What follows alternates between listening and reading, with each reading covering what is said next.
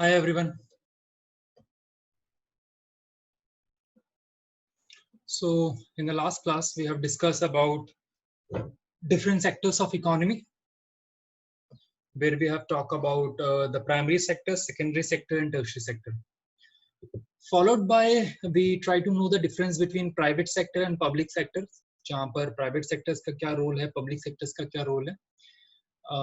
Then उसके बाद हमने बात की थी historical changes की. Historical changes मतलब कि सबसे पहले कौन सा sector आया था, प्राइमरी सेक्टर के बाद सेकेंडरी सेक्टर से के बाद टर्शियरी सेक्टर, और किस तरीके से हर सेक्टर एक दूसरे की हेल्प कर रहा है, right. So today's agenda is to know the difference between organised sector and unorganised sector, which is the second criteria of classification. The second is how to create more employment, especially in rural areas. Later on we talk about then in urban areas. Then we talk about the GDP, gross domestic product, Manrega, right. And the last is, which is the very important question, is why tertiary sector becoming so important in India, right. So this is our today's agenda now. So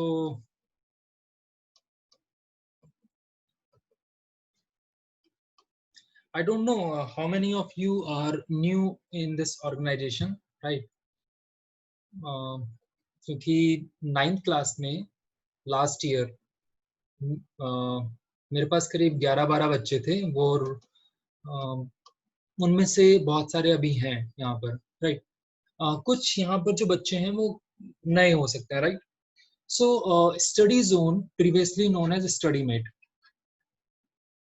ठीक है. हम इसके बारे में थोड़ी सी बात करेंगे and then we will start our discussion. Now why I am taking the discussion of Hindustan Times is to classify the sector or the classification of sector on the basis of employment condition, right. So on the basis of employment conditions आपके पास दो चीजें आती हैं. The first is called organized sector, the second is called unorganized sector, ठीक है. अब organise sector का मतलब क्या होता है, अनऑर्गेनाइज सेक्टर का मतलब क्या होता है, हम इसको समझने की कोशिश करेंगे, right. So let's talk about organise sector.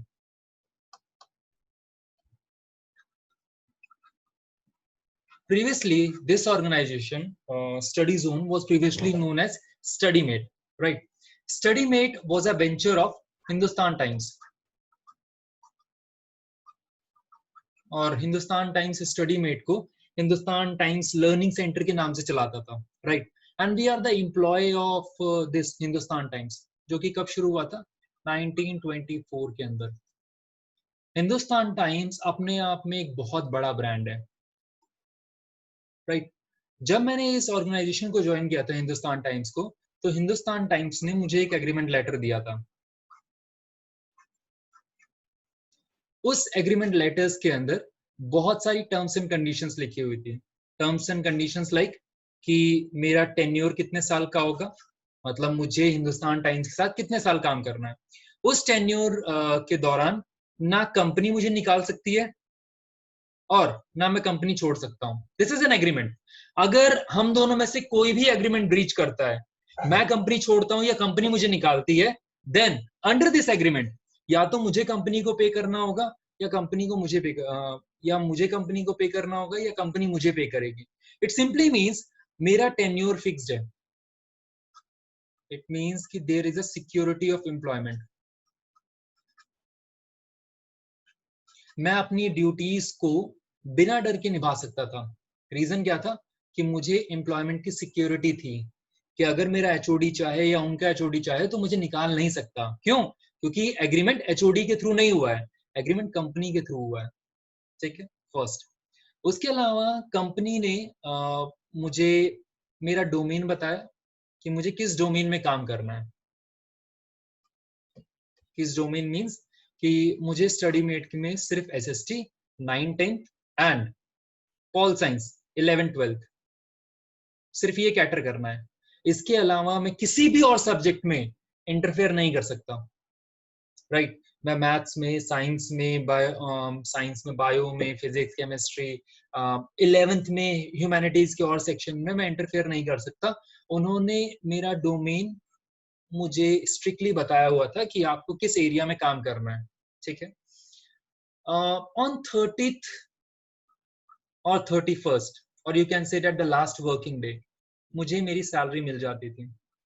इस ऑर्गेनाइजेशन, लिसन अर्नब, लिसन, इस ऑर्गेनाइजेशन में मैंने अराउंड 3 साल तक काम किया था, और एक भी दिन ऐसा नहीं हुआ कि जब सैलरी डिले हो, राइट।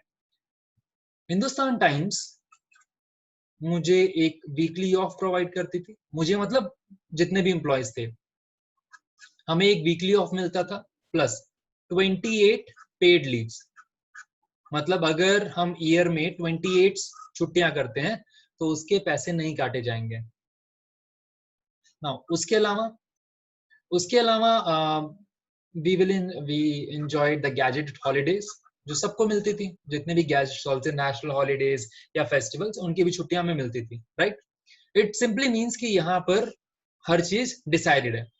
उसके अलावा कंपनी हमसे सिर्फ एक्सपेक्ट करती थी कि हमें 8.5 आवर्स काम करना है। अगर कंपनी हमसे 8.5 आवर्स से ज्यादा काम करवाती है तो बदले में वो हमें ओवर टाइम पे करेगी, और कंपनी ने कई बार किया भी था। कंपनी, जिन लोगों ने स्टडीमेट के सेंटर को विजिट किया है, उन्होंने वहां पर लेबर लॉज और इंस्ट्रक्शंस देखी होंगी, which was hanging on the wall, right.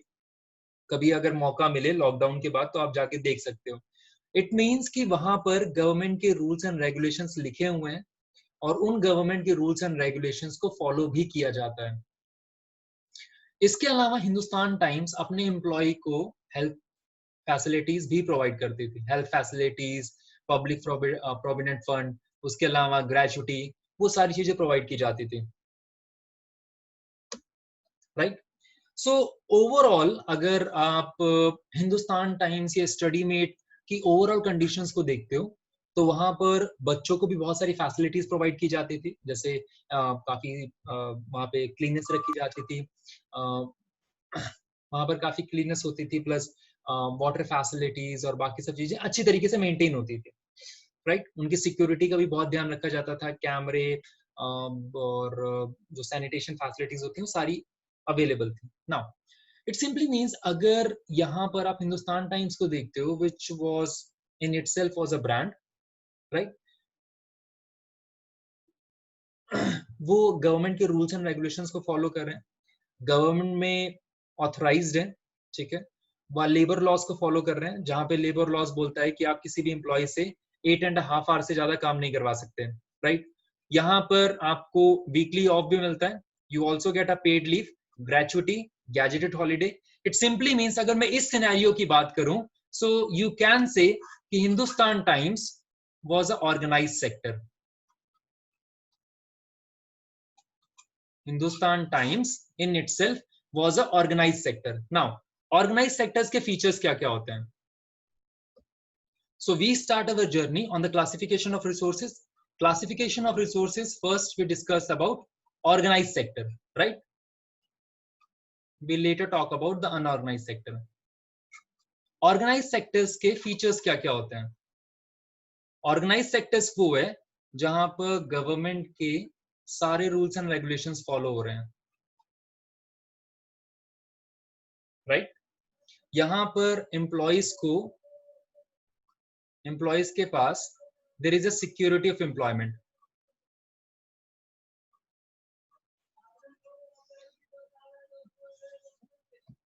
ठीक है। Employees also get some paid leaves along with a weekly off. Other than this, he also get some medical facilities, PF, gratuity, etc. Right?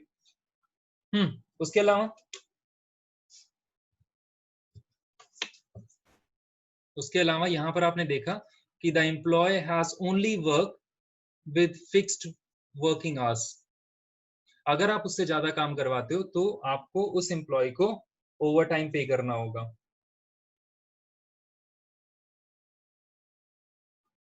यहाँ तक clear है? Yes sir. ठीक है। Examples में क्या क्या लिख सकते हैं? सर मैं एग्जांपल्स अभी बता रहा हूँ। एग्जांपल्स में first you can write the example of Studymate also, Hindustan Times, right. जितनी भी एमएनसीज कंपनी है, मल्टीनेशनल कंपनीज, वहां पर ये सारे रूल्स एंड रेगुलेशंस फॉलो होते हैं। जितनी भी मिनिस्ट्रीज हैं वहां पर ये रूल्स एंड रेगुलेशंस फॉलो होते हैं। जितने भी बड़े बड़े ब्रांड्स हैं वहां पर ये रूल्स एंड रेगुलेशंस फॉलो होते हैं। And that's the reason they were called organised sector, क्योंकि यहाँ पर हर चीज ऑर्गेनाइज्ड है, राइट। जी प्रशांत, आपका कुछ क्वेश्चंस था, पूछिए।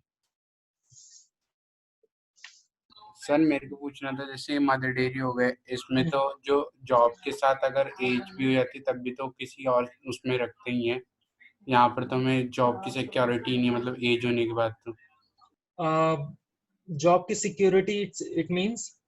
सर मतलब आप जिस वक्त तक आपका टेन्योर है कि यहाँ तक आप काम कर सकते हो, फिर आपकी एज हो गई है तो फिर आपको उस जॉब से निकाल देंगे ना। लेकिन मदर डेयरी जैसे हो गए। listen, first of all, when I say you security of employment, security of employment का मतलब ये नहीं होता कि कंपनी जब मेरा टेन्योर खत्म हो जाएगा तो कंपनी मुझे निकाल नहीं सकती, राइट। सिक्योरिटी ऑफ एम्प्लॉयमेंट का मतलब ये है कि अगर कंपनी ने मुझे 2 साल के लिए एम्प्लॉय किया हुआ है तो 2 साल के वो अंदर नहीं निकाल सकती। अब ये सिक्योरिटी ऑफ एम्प्लॉयमेंट क्यों दिया जाता है? सिक्योरिटी ऑफ एम्प्लॉयमेंट इसलिए दिया जाता है ताकि मैं इंडिपेंडेंट तरीके से अपनी ड्यूटी फुलफिल कर पाऊं। जैसे मैं आपको दूसरा एग्जांपल देता हूं। लेट अस सपोज मैं यहाँ पर एसएससी पढ़ा रहा हूँ, ठीक है। मेरे ऊपर मेरे एचओडी है, उनके ऊपर चलो चीफ एकेडमिक ऑफिसर आप ले लो, right.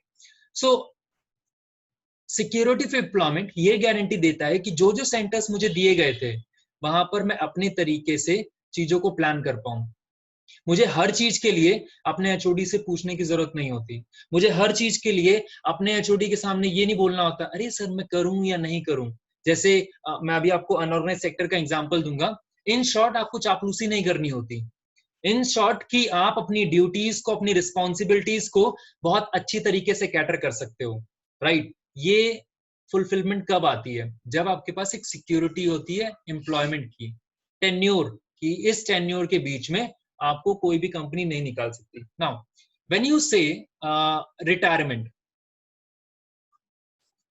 There was one thing called retirement, right. अगर आपकी एज क्रॉस हो जाती है तो आप रिटायर हो जाते हो। क्यों? क्योंकि आपको औरों को भी मतलब औरों को भी रिस्पॉन्सिबिलिटी के लिए तैयार करना होता है। बोलो प्रशांत। सर लेकिन ये मदर डेयरी हो गया, अगर यहाँ पर तो किसी की रिटायरमेंट हो जाती है तो उसे कोई उससे कम की मतलब छोटी जॉब्स पे रख लेते हैं, जैसे बूथ पे। आई एग्री, ठीक है। सो सर तो इसमें ये भी तो आएगा ना कि यहाँ पर जो टेन्योर होता है वो रिटायरमेंट के बाद भी होता है। सुनो, ना आपको ये चीज समझ में आ गई यहाँ तक? Yes sir. सर जी अर्जुन बोलिए। एक बार फिर से रिपीट कर दो, नेटवर्क कनेक्शन। लिसन, मैंने ये वीडियो रिकॉर्ड की हुई है, right. So I send you the recording. Sir okay sir. ये जय अरमान बोलिए। तो सर ग्रेजुटी और प्रोविडेंट फंड का क्या मतलब होता है? मैं अभी आपको समझा रहा हूँ, सुनो। फर्स्ट ऑफ ऑल प्रशांत ने क्या बोला? Prashant take an example of Mother Dairy, कि मदर डेयरी में जब एज हो जाती है और they crosses the age of retirement, then in that case वो उनको कोई शॉप दे देते हैं कि आप इस एरिया के अंदर शॉप खोल दो। हाँ ठीक है, इनके पास ये फैसिलिटी ये कर सकते हैं। जैसे if you talk about the ministry में अगर आपकी एज हो जाती है, आप रिटायर हो जाते हो, राइट। सो आप कंसल्टेंट की तरह काम कर सकते हो प्राइवेट फर्म्स के अंदर या फिर गवर्नमेंट के अंदर, राइट। कंपनी आपको फोर्स थोड़ी कर सकती है कि आप शॉप खोल लो। वो तो कंपनी आपको ऑफर कर रही है, आपको करना है आप करो, नहीं करना है मत करो, राइट। एग्जैक्टली, ठीक है। सो वो कंपनी टू कंपनी वेरी करता है, और इसमें भी कंपनी गारंटी नहीं करती कि वो आपको शॉप प्रोवाइड करेगी ही करेगी, वो सिर्फ आपको ऑफर कर सकती है, और इससे कंपनी का फायदा है, विन विन सिचुएशन दोनों के लिए, बट उससे कंपनी का फायदा है। अब मुझे ये बताओ कि जो company, late us suppose IT based company है और बीपीओ है, राइट, वो सर्विसेज नहीं प्रोवाइड कर सकती, सो एक रिटायरमेंट के बाद वो आपको आपका जो भी पैसा है वो आपको प्रोवाइड कर देती है। एंड यही वो रीजन है कि इंडिया में if you talk about organise sector, सिर्फ 7% सेक्टर्स ऑर्गेनाइज सेक्टर में आते हैं, राइट। अराउंड 93% जो सेक्टर्स हैं वो किस में आ रहे हैं, वो अनऑर्गेनाइज सेक्टर में आता है।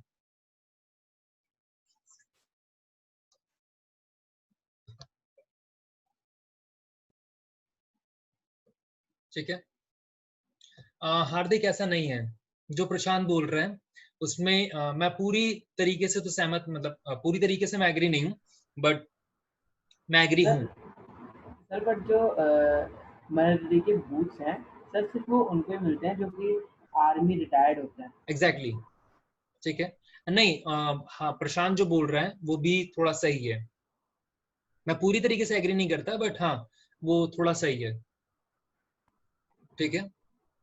बट अगेन, रिटायरमेंट के बाद कंपनी आपको ऑफर कर रही है, और वो कुछ लोगों को ऑफर करती है, सभी को ऑफर नहीं करती, क्योंकि अगर आप मदर डेयरी की बात करो उसमें 3000 4000 लोग काम करते हैं, अगर सबको ऑफर करने लगी तो जो जितने भी अभी यहाँ पर शॉप्स लगे हुए हैं वो शॉप्स बंद हो जाएंगे, राइट। चलो leave aside now, next we talk about organise sector. Before moving to the organized sector, let's talk about two things called PF, Provident Fund, and gratuity. Right?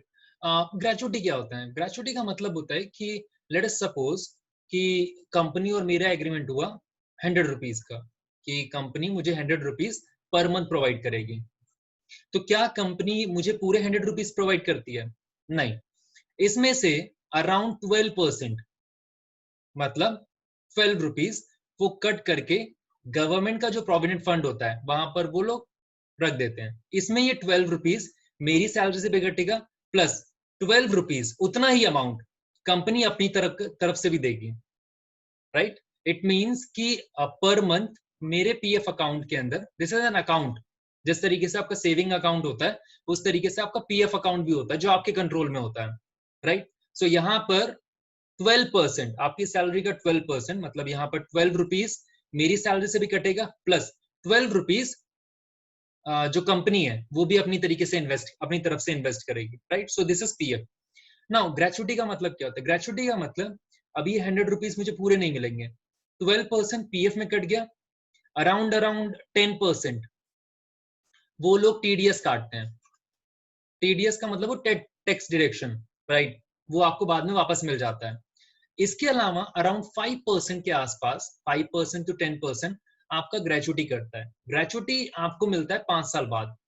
अगर आप एक ही कंपनी में 5 साल तक काम करते हो देन आप ग्रेचुटी के लिए क्लेम कर सकते हो, आपको वो पूरा का पूरा अमाउंट, 5 साल का अमाउंट एक साथ मिल जाता है, तो दैट इज योर ग्रेचुटी, ठीक है। Now so let's talk about the unorganised sector. Sir ji sir. Sir अगर 1 साल तक ही काम करा तो क्या होगा? नहीं मिलेगा सर। मतलब सर फिर वो चला गया सारा? कह सकते हो। Okay sir. मतलब अगर आप क्लेम करोगे तो हो सकता है कंपनी थोड़ा बहुत दे दे, बट कंपनी 5 साल से पहले बहुत कम देती है, ओके सर। ठीक है। बट स्टिल ये प्रोपोर्शन रिलेटिवली कम होता है, बट अगर आप 5 साल तक चीजों को जोड़ रहे हो तो ये अमाउंट बहुत बढ़ जाता है, ठीक है। Now let's take it, let's talk about unorganised sector. अब अनऑर्गेनाइज्ड सेक्टर का मतलब क्या है? प्रशांत, आपका कुछ क्वेश्चन है? No sir. ठीक है, बिकॉज आपने हैंड रेज किया था। Now let's talk about unorganised sector. Unorganised sector का मतलब क्या है? ऑर्गेनाइज सेक्टर में पहला फीचर्स क्या था कि यहाँ पर गवर्नमेंट के रूल्स एंड रेगुलेशंस फॉलो होते हैं, right. It means unorganise sector वो सेक्टर है जहां पर गवर्नमेंट के रूल्स एंड रेगुलेशंस फॉलो नहीं होते। Let's take an example. Let us suppose क्या करना, लॉकडाउन है, अब मान लो कि लॉकडाउन में मेरे पास जॉब नहीं है, कंपनी ने मुझे बहुत पहले निकाल दिया था, मेरी सेविंग वेविंग सब खत्म हो गई, मतलब जितना भी कंपनी ने पैसा वैसा मैंने थोड़ा बहुत सेव किया था वो खत्म हो गया। अब लॉकडाउन था, किसी को नहीं पता लॉकडाउन कितना चलेगा, और यहाँ पर लॉकडाउन में मैं बैठ के सोच रहा हूँ कि मैं करूँ क्या, राइट। मैंने सोचा कि यार लॉकडाउन में सबसे अच्छी चीज क्या है, सबसे अच्छी चीज है सब्जी बेचो, ठीक है। सो मैंने क्या किया, मैंने एक शॉप ओपन कर ली, राइट। शॉप किस चीज की है, किराने की, जहां पर वो डेली लॉजिस्टिक मतलब डेली के सामान मिलते हैं, डेली लॉजिस्टिक के सामान प्लस वेजिटेबल्स। बाहर बाहर आप नॉर्मली देखते भी हो कि एक दुकान है जहां पर पहले राशन का सामान मिलता था, एंड देन उसने सामने ही वेजिटेबल फ्रूट्स लगा रखे हैं, राइट। क्योंकि लॉकडाउन में सिर्फ उन्हीं दुकानों को खुलने की परमिशन है। मैं सिर्फ एग्जांपल दे रहा हूँ, ठीक है। नाउ दिस इज मी, ये मेरी दुकान है, ठीक है। और लेट अस सपोज ये सब्जी वब्जी रखी हुई है। सर पहले तो पैसे नहीं थे, अब पैसे भी हैं इसमें तो। अरे उधार भी मांग सकता हूँ मैं किसी से। सर बिना पैसे के आपको उधार कौन देगा? वाह बहुत बढ़िया। अच्छा क्या? ठीक है रुक अरे भाई भावनाओं में नहीं बहना, कॉन्सेप्ट समझना है, राइट। ये मेरा टेबल है जिसके ऊपर सब्जी वब्जी रखी हुई है ना। बिकॉज मेरी सोसाइटी के अंदर दुकानें बहुत कम थी, तो जैसे ही मैंने दुकान खोली मेरी दुकान चलने लगी, मतलब बोलते हैं ना बिगनर्स लक, राइट। तो जैसे ही मेरी दुकान को खुली, और लोगों को काम ही क्या था, लोग घूमने के लिए आते थे, चलो ठीक है एक बार आ गए, सामान लिया, फिर गए, फिर आए, फिर गए, मतलब मेरी दुकान अच्छी चल रही थी। बट दिक्कत क्या है कि मुझे सब्जी लेने के लिए बहुत दूर जाना पड़ता है, मतलब जो मंडी है वेजिटेबल वाली वो बहुत दूर है, आपको सामान लेने भी जाना है, बहुत सारे हर्डल्स भी हैं। देन इसी बीच में एक बच्चा, no I don't call it बच्चा, लेट अस सपोज कि 18 प्लस कोई लड़का आता है, ठीक है।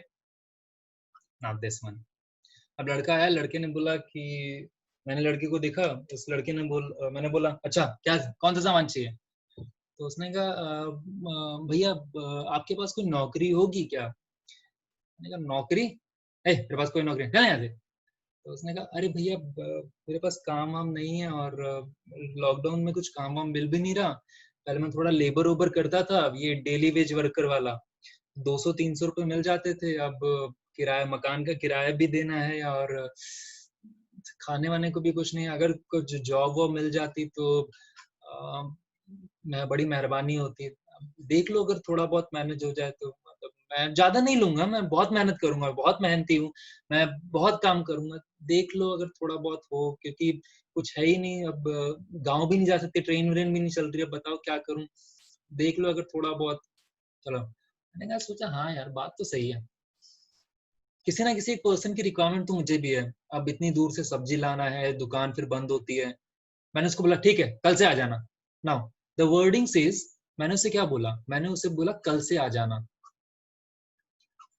क्या मैंने उसको कोई एग्रीमेंट लेटर दिया, क्या मैंने उसे कोई लीगल एग्रीमेंट लेटर प्रोवाइड किया, आंसर इज नो। मेरी सीधी सी वर्डिंग थी कि कल से आ जाना, ठीक है चलो ना। उसने बोला भैया वो सैलरी वैलरी का कुछ बता दो, मतलब कुछ कितना दोगे, तभी मैं काम, मतलब समझ रहे हो ना अब मैं क्या कहना चाह रहा हूँ। मैंने कहा अच्छा ठीक है सुनो, मैं तुम्हें 1000 रुपीज पर मंथ दे दूंगा, और उससे ज्यादा नहीं, और ये ध्यान रखना अगर तुमने छुट्टी की तो सैलरी कटेगी, राइट। तुम जैसे बच्चे बहुत छुट्टी करते हैं, चलो सो 1000 रुपीज पर मंथ, उससे ज्यादा नहीं मिलेगा। और हाँ ये भी ध्यान रखना अगर चाय वाय एक्स्ट्रा पीना तो उसके भी पैसे कटेंगे, चाय मुफ्त में नहीं आती, कल टाइम पे आ जाना। चलो ठीक है ना। लेट अस सपोज कल वो पर्सन 10 बजे आया, मैंने डांटना शुरू कर दिया कि 10 बजे क्यों आए, तुम्हें 7 बजे वो आने को बोला था ना।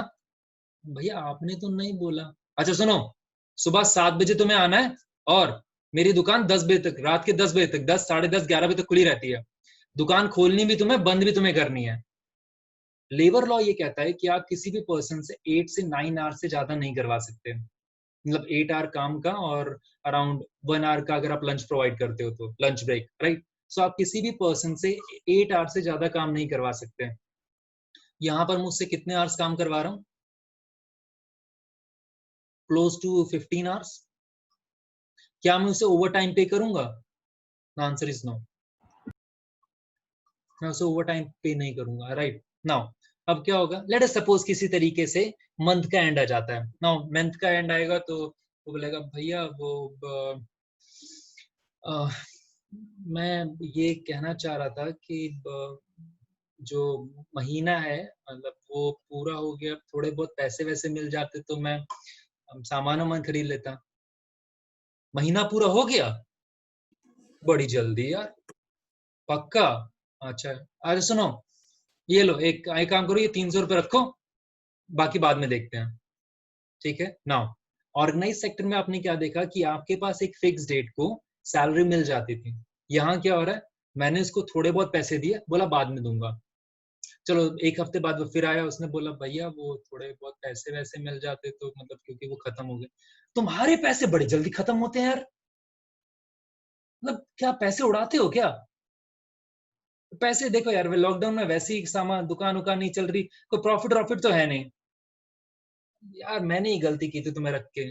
अच्छा ठीक है, ये लो 200 रुपये लो, अब ये 10-12 दिन मांगना नहीं, चलो चलो 10-12 दिन, तो किसी तरीके से वो थोड़े बहुत करके पैसे निकलवा रहा है, ठीक है ना। वो मुझसे हमेशा बहुत प्यार से बात करेगा। प्यार से बात करने का मतलब कि मैं जब चाहे तब उसे निकाल सकता हूँ, उसके पास कोई भी सिक्योरिटी ऑफ एम्प्लॉयमेंट नहीं है। अगर वो एक दिन की छुट्टी करता है किसी भी रीजन की वजह से, उसे कहीं जाना है, उसकी तबीयत खराब है, तो उसकी सैलरी कटेगी। मैं उससे वीक में 7 डेज काम करवा रहा हूँ, मैं उसको कोई पेड लीव नहीं देता, right. And this is an example of unorganised sector, जहां पर गवर्नमेंट के रूल्स एंड रेगुलेशंस फॉलो नहीं होते, जहां पर कोई टर्म्स ऑफ सिक्योरिटी नहीं है। टर्म्स ऑफ सिक्योरिटी मींस जहां पर मुझे उसकी कोई भी बात बुरी लगी, मैंने उसको बोला कल से आना, मतलब कल से मत आना, जाओ यहाँ से, ठीक है। कोई भी टर्म्स ऑफ सिक्योरिटी नहीं है। मैं उसको कोई हेल्थ फैसिलिटी प्रोवाइड नहीं कर रहा। अगर बीमार भी होता है तो उसे उसी पैसे में, जो थोड़े बहुत उसको पैसे मिल रहे हैं, उसी में सब कुछ चलाना है। उसके वर्किंग आवर्स फिक्स नहीं है, राइट। हो सकता है 7 to 10, 10 to 11 हो जाए, 11 to 12 हो जाए, या हो सकता है उसे उसी दिन रात को दुकान में सोना पड़े, कोई फिक्स नहीं है। और मैं सिर्फ दुकान का काम नहीं करवाऊंगा, मैं अपने घर का भी काम करवाऊंगा। अच्छा ठीक है, ये चुन्नू मुन्नू को लेके आ जाना स्कूल से, अभी तो नहीं, बाद में, ठीक है ना। क्योंकि मैंने यहाँ पे डोमेन डिसाइड नहीं किया हुआ, वो मेरा एम्प्लॉय है, वो कंपनी का एम्प्लॉय नहीं है, right. So this is an unorganised sector. Unorganised sector में जहां पर आप देखते हो कि एवरीथिंग वाज नॉट ऑर्गेनाइज्ड, ठीक है। यहां तक समझ में आ गया? किसी को कोई डाउट है तो पूछ सकता है कि ऑर्गेनाइज सेक्टर क्या होता है, अनऑर्गेनाइज सेक्टर क्या होता है। आ गया सर। आ गया, चलो ठीक है ना। यहाँ पर सर एक मिनट, एक बार हम एनसीईआरटी से पढ़ लेते हैं कि एनसीईआरटी में क्या लिखा हुआ है। एनसीईआरटी में there is a story of Kamal and Kanta, ठीक। अर्जुन आप कुछ कहना चाह रहे थे, बोलिए sir.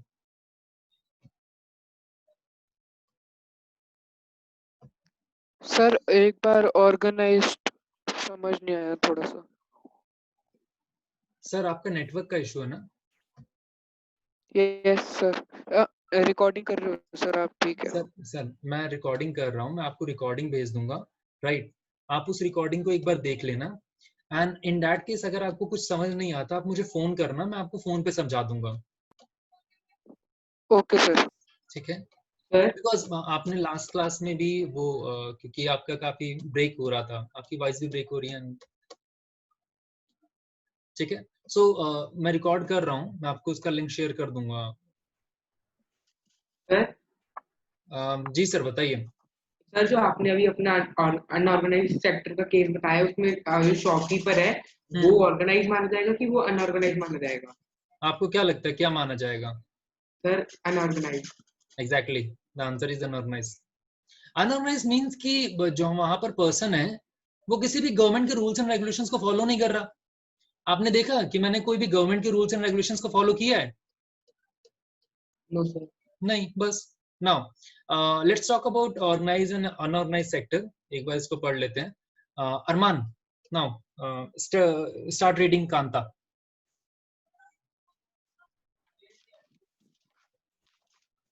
Sir, Kanta works in an office. She attends her office from 9:30 a.m. to 5:30 Listen, p.m. listen. Now, the timing is fixed. You have to work from 9:30 a.m. to 5:30 p.m. Right? उससे ज्यादा आपको कोई भी काम करने के लिए force नहीं कर सकता. आगे. She gets her salary regularly at the end of every month. In addition to the salary, she also gets provident fund as per as the rules laid down by the government. She also gets medical and other allowances. Kanta does not go to office on Sundays. This is a paid holiday. When she joined work, she was given an appointment letter starting all the terms and conditions of work.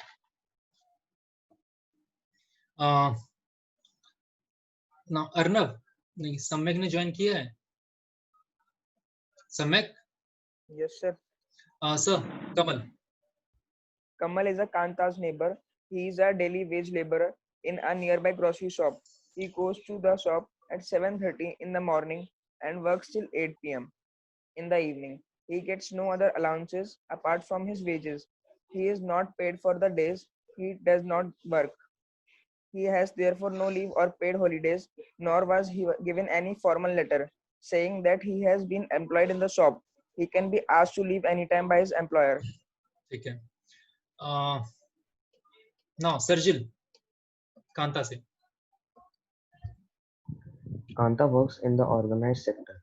Organized sector covers those enterprises or places of work where the terms of employment are regular and therefore people have assured work.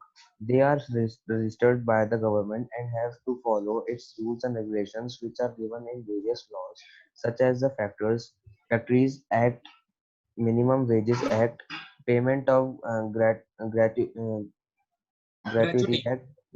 Act, Shops and Establishments Act, etc.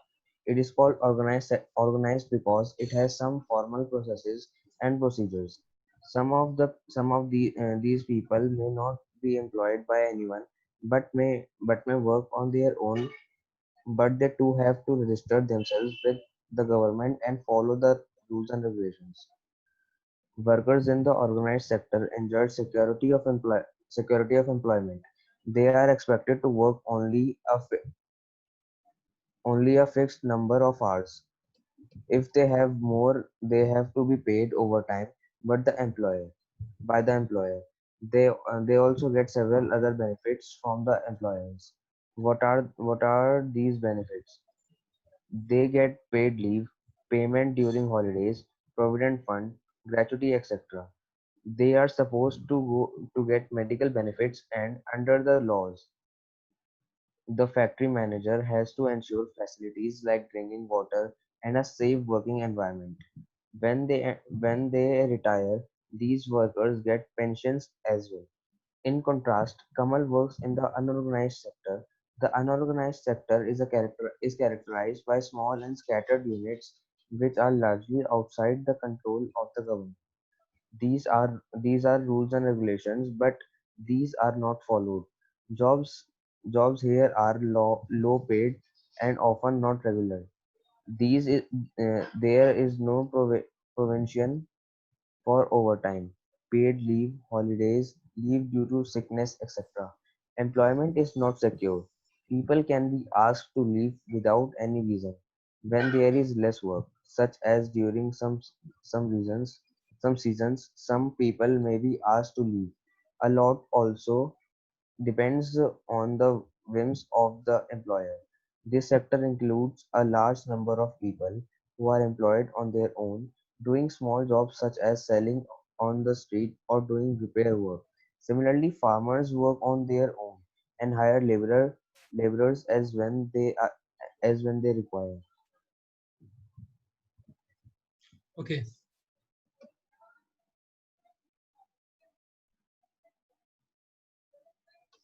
चलो ठीक है. हाँ, इसमें किसी को doubt है कुछ?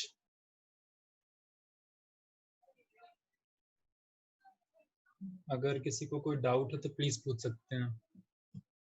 प्रशांत बोलो.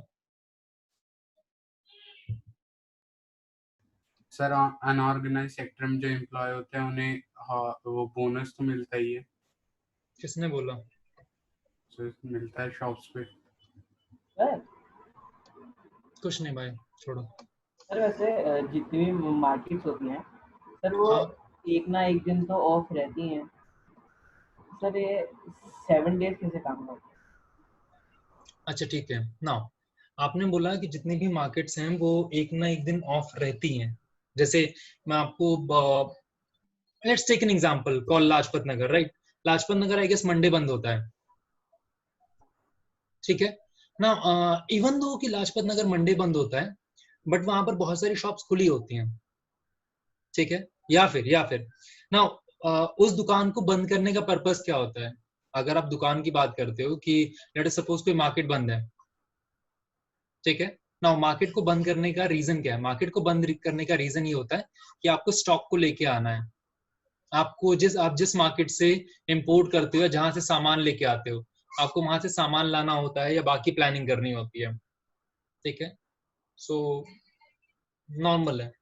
अगर आप एक दिन की छुट्टी दे भी रहे हो, स्टिल आप गैजेटेड हॉलीडे पे छुट्टी नहीं देते, उनके पास पेड लीव नहीं होती। सो यहाँ पर हमने एक्सट्रीम सिचुएशंस की बात की है,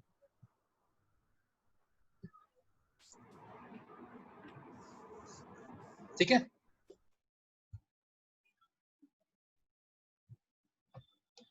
हाँ now if you see the difference between organized sector and unorganized sector, we have organized sector, we have unorganized sector, right? Organized sector because यहाँ पर हर चीज गवर्नमेंट के रूल्स एंड रेगुलेशंस फॉलो होते हैं।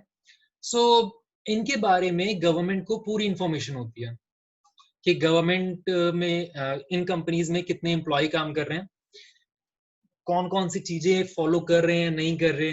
गवर्नमेंट रेगुलर बेसिस में inspection भी करती रहती है। बट अनऑर्गेनाइज सेक्टर में लेबर्स काम कर रहे हैं, उनके बारे में जानना गवर्नमेंट के लिए बहुत प्रॉब्लमेटिक होता है, राइट? क्योंकि ये लोग गवर्नमेंट के रूल्स एंड रेगुलेशंस फॉलो नहीं कर रहे। अगर ये गवर्नमेंट के रूल्स एंड रेगुलेशंस फॉलो नहीं कर रहे तो यहाँ पर लोगों का एक्सप्लॉयटेशन या एम्प्लॉयज का एक्सप्लॉयटेशन होने के चांसेस बहुत ज्यादा है। मैं भी तो वही कर रहा था, मैं उससे अराउंड 15 आवर्स काम करवा रहा हूँ, उसको सैलरी कम दे रहा हूँ, कोई भी मेडिकल फैसिलिटीज नहीं दे रहा, मैं कोई पेड लीव नहीं दे रहा, कोई वीकली ऑफ मैंने नहीं दिया उसे, राइट? देन यहाँ पर वर्कर्स के एक्सप्लॉयटेशन होने के चांसेस बहुत ज्यादा हैं। गवर्नमेंट का काम क्या है? गवर्नमेंट का काम लोगों के वेलफेयर के लिए काम करना है, राइट? लोगों के वेलफेयर में गवर्नमेंट की रिस्पॉन्सिबिलिटी ये भी है कि वर्कर्स को एक्सप्लॉयटेशन से बचाया जा सके। वर्कर्स को एक्सप्लॉयटेशन से बचाने के लिए आपको वर्कर्स के बारे में पता होना चाहिए, राइट? सो यहाँ पर इसकी रिस्पॉन्सिबिलिटी दी जाती है एनएसएसओ को। सेंट्रल गवर्नमेंट की जो मिनिस्ट्री है, जो लेबर मिनिस्ट्री है, राइट, वो टाइम टू टाइम डेटा इकट्ठा करना शुरू करती है कि अनऑर्गेनाइज सेक्टर में कितने लाख लोग काम कर रहे हैं, ताकि हम उनके फेवर में पॉलिसीज बना सकें। एंड बहुत सारी पॉलिसीज अनऑर्गेनाइज सेक्टर में लोगों को सेफगार्ड करने के लिए बनाई गई हैं, राइट? उसका इंपैक्ट भी देखने को मिला है। जैसे फॉर एग्जांपल आपके पास लेबर लॉज हैं, लेबर कोड्स हैं।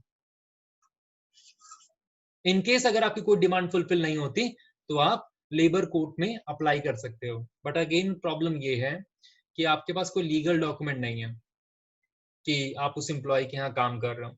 But still government is trying hard and fast कि हम लोगों को प्रोटेक्ट करने की कोशिश करें। गवर्नमेंट अपने लेवल पर ईएसआई कार्ड बनाती है, जहां पर आप, अगर आपके पास ये कार्ड है, राइट, सो आप गवर्नमेंट हॉस्पिटल्स में जाकर फ्री में इलाज करवा सकते हो। ईएसआई डिफरेंट डिफरेंट हॉस्पिटल्स होते हैं। जैसे एक ईएसआई का हॉस्पिटल विवेक विहार में है। जो लोग विवेक विहार से बिलोंग करते हैं, राइट, या उस साइड कभी विवेकानंद स्कूल गए हैं, तो जिस रास्ते से जाते हैं वहां पर एक ईएसआई हॉस्पिटल भी पड़ता है, ठीक है। सो लिसन ईएसआई जो हॉस्पिटल है वो मोस्टली उन लोगों के लिए होता है जिनकी सैलरी अराउंड 15,000 से कम होती है, ठीक है। सो ईएसआई कार्ड बनता है उन लोगों के लिए, ठीक है। सो गवर्नमेंट इज ट्राइंग कि हम अनऑर्गेनाइज सेक्टर में जो लोग हैं, जो वर्कर्स काम कर रहे हैं, उनको प्रोटेक्ट कर पाए, और वो कोशिश भी कर रहे हैं, ठीक है। चलो now the next topic is how to create more employment in rural area। Rural areas के अंदर हम एम्प्लॉयमेंट को किस तरीके से क्रिएट कर सकते हैं, राइट। नाउ आपको एम्प्लॉयमेंट क्रिएट करनी है कहाँ पे? रूरल एरियाज के अंदर। अब रूरल एरियाज के अंदर और विलेजेस के अंदर मेन प्रोफेशन क्या है? मेन प्रोफेशन है फार्मिंग। अगर मेन प्रोफेशन फार्मिंग है, इट मींस आप फार्मिंग या उससे जो अटैच्ड चीजें हैं आप उन्हीं में जॉब्स क्रिएट कर सकते हो, right. So let us try to figure out कि यहाँ पर जॉब्स किस तरीके से क्रिएट की जाती है। फार्मिंग में आपको किन की चीजों की रिक्वायरमेंट है? You need H5 seeds, you need fertilizer, you need pesticides, आपको irrigations भी चाहिए, ठीक है। नाउ किसी भी एक फार्मर को सोइंग सीजन से पहले H5 सीड्स का जुगाड़ करना है, फर्टिलाइजर का जुगाड़ करना है, पेस्टिसाइड्स का जुगाड़ करना है, ट्रैक्टर, थ्रेशर, इन सब का जुगाड़ करना है। उसके लिए उसे क्या चाहिए? उसे पैसा चाहिए,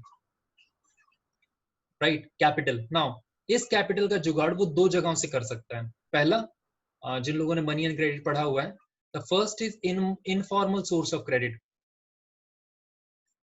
इनफॉर्मल सोर्स ऑफ क्रेडिट का मतलब उसे पैसा तो चाहिए, उसके पास हो सकता है थोड़ी बहुत सेविंग हो, बट उस सेविंग से वो इतने बड़े फील्ड को ग्रो नहीं कर सकता, तो उसे एक्स्ट्रा पैसा चाहिए, उसे लोन लेना होगा। अब लोन वो दो जगह से ले सकता है। पहला इनफॉर्मल सोर्स ऑफ क्रेडिट से, मतलब अपने किसी फ्रेंड से मांग लिया। अब बेचारे फ्रेंड के पास भी कितना होगा? देन आप जमींदार के पास जाते हो, या फिर आप मनी लेंडर के पास जाते हो, या फिर जो ट्रेडर वेडर हैं, बिजनेसमैन है, उनके पास जाते हो। इनके साथ जाने में फायदा ये है कि आपको कोई कोलेट्रल नहीं देना होता। क्यों? क्योंकि ये लोग आपको पर्सनली जानते हैं। इनको पता है कि आप उस गांव के अंदर रहते हो, पर्सनली वो आपको जानते हैं, तो आपको पैसा दे देंगे, राइट। बट प्रॉब्लम ये है कि इनका जो रेट ऑफ इंटरेस्ट है, रेट ऑफ इंटरेस्ट बहुत ज्यादा होता है। कई बार ये रेट ऑफ इंटरेस्ट 35% तक भी पहुंच जाता है। मतलब अगर आपने 100 रुपीज का लोन लिया तो नेक्स्ट ईयर आपको 135 रुपीज पे करने होंगे, ठीक है। एंड इसीलिए क्योंकि रेट ऑफ इंटरेस्ट इतना ज्यादा होता है, और ये लोग प्रीवियसली चीटिंग्स बहुत करते थे अकाउंट बुक के अंदर, इसीलिए इन सिचुएशंस के अंदर फार्मर का डेट ट्रैप में फंसने के चांसेस बहुत ज्यादा हो जाते हैं। जब आपको इजी लोन मिलता है और कम क्रेडिट पे लोन मिलता है, तो आपकी रिस्क टेकिंग कैपेसिटी इंक्रीज हो जाती है।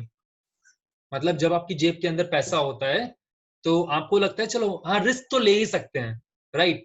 लेकिन जब आपको लगता है कि आपके ऊपर बहुत सारी लाइबिलिटीज हैं, बहुत सारी रिस्पॉन्सिबिलिटीज हैं, आपको बहुत सारा पैसा एज अ लोन रीपे करना है, देन आप रिस्क नहीं ले सकते। आप नई टेक्नोलॉजी में इन्वेस्ट नहीं कर सकते। क्यों? क्योंकि आपको सबसे पहले उस क्रेडिट को चुकाने के बारे में सोचना होता है। इसीलिए इस सिचुएशन के अंदर फार्मर्स की जो रिस्क टेकिंग कैपेसिटी है वो कम हो जाती है।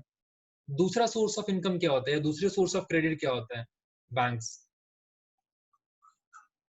बट बैंक्स रूरल एरियाज में अवेलेबल कम होते हैं।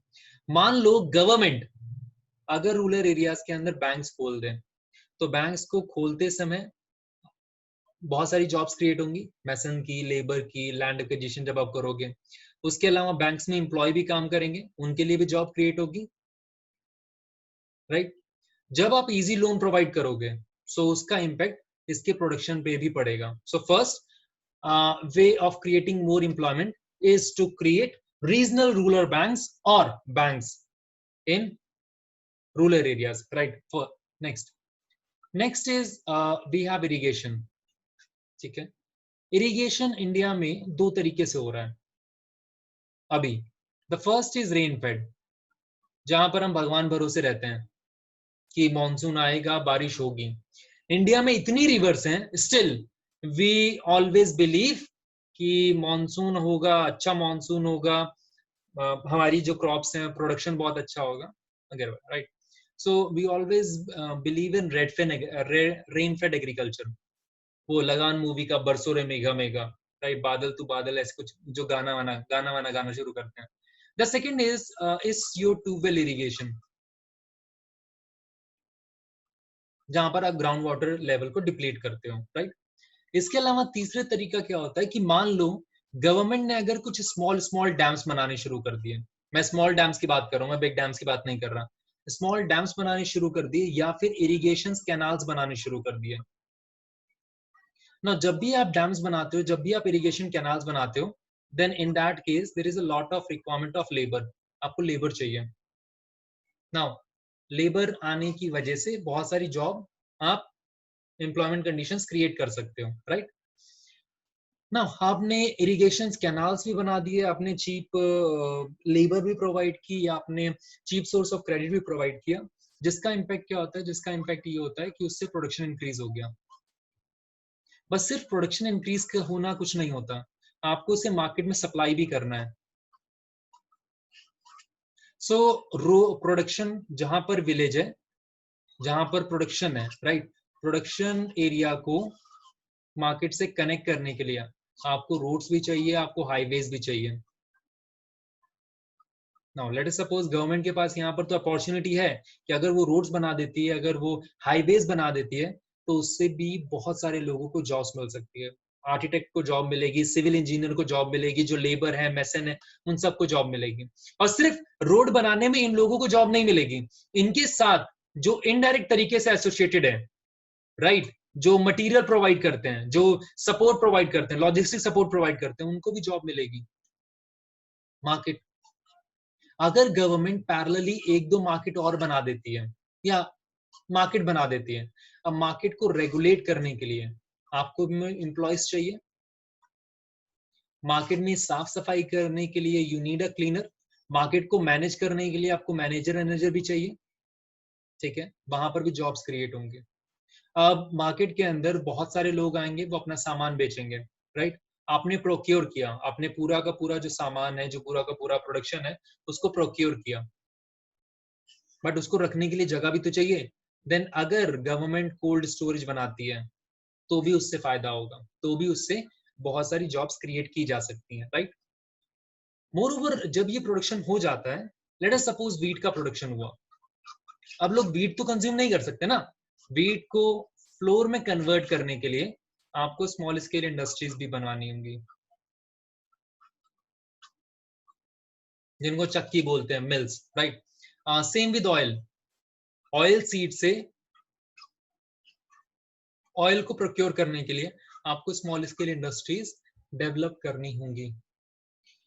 Now this is how you can create more and more employment in rural areas, ताकि आप माइग्रेशन को रोक सको। आज कोरोना के टाइम पे आपने ये देखा था कि बहुत सारे माइग्रेंट लेबर जिन जिन एरियाज के अंदर काम कर रहे थे, चाहे दिल्ली, मुंबई, वो अपने गांव जाना चाहते थे, क्योंकि उनको पता था कि दिल्ली के अंदर जहां पर उन्हें हर चीज परचेज करके ही खानी है, उनके लिए सरवाइव कर पाना यहाँ बहुत मुश्किल है, राइट। अगर आप लोगों को रूरल एरियाज के अंदर ही एम्प्लॉयमेंट देते हो, तो उससे कहीं ना कहीं एक अपॉर्चुनिटी क्रिएट होती है कि वो माइग्रेट नहीं करेंगे अर्बन एरियाज में, अर्बन एरियाज के ऊपर स्ट्रेस कम होगा, राइट।